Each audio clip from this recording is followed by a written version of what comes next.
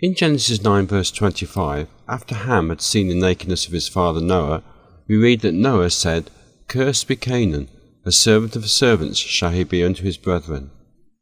And so the brother becomes a servant. But in Christ, this curse, as it were, is reversed. The servant can become a brother, and this is seen in the letter to Philemon. Onesimus was a slave who had fled from his master Philemon, but while he had been in Rome, he had been baptized into Christ. Paul tells Philemon that Onesimus would return to him, not now as a servant, but above a servant, a brother beloved, specially to me, but how much more unto thee, both in the flesh and in the Lord. This is the opposite to the curse of Canaan.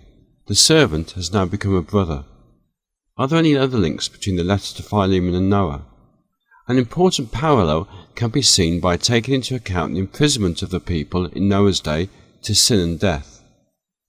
Peter wrote, "For Christ also hath once suffered for sins, the just for the unjust, that he might bring us to God, being put to death in the flesh, but quickened by the Spirit. By which also he went and preached unto the spirits in prison, which sometime were disobedient, when once the long-suffering of God waited in the days of Noah, while the ark was preparing, wherein few, that is, 8 souls, were saved by water." The phrase "spirits in prison" refers to the people in Noah's day who, like all people since then and before, were imprisoned by sin and death. Noah preached to the people, and in so doing pointed forward to Christ. The theme of imprisonment and bondage is very strong in the letter to Philemon. Twice Paul refers to himself as a prisoner, and twice he mentions his bonds. He also refers to Pamphlets as his fellow prisoner. That Paul was a prisoner of the Romans was typical of his imprisonment to sin and death, but he had the hope of being released from this prison at the return of Christ. In the meantime, he had become a brother in Christ, and even those who were slaves could also become his brother.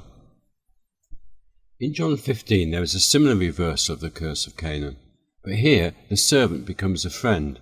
As Christ said, "Henceforth I call you not servants, for the servant knoweth not what his Lord doeth, but I have called you friends, for all things that I have heard of my Father I have made known unto you." In both John 15 and Philemon, the servant is transformed.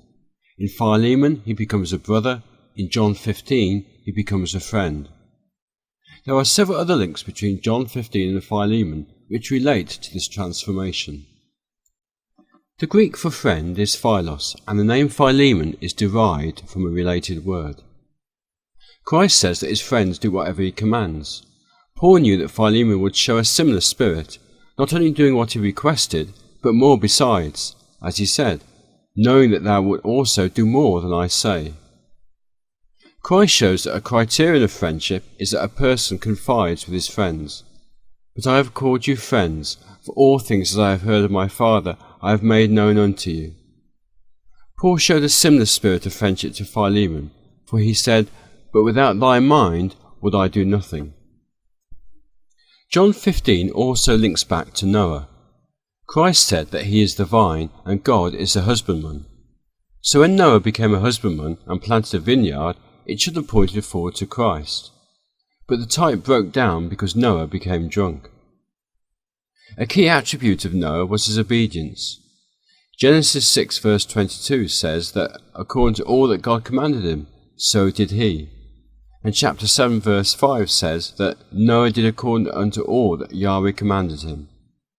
This links with the Christ statement, "Ye are my friends, if ye do whatsoever I command you." In this video we have seen that the conversion of Onesimus provides an example of the reverse of the curse of Canaan. For Canaan was a brother who became a servant, but Onesimus was a servant who became a brother and a friend.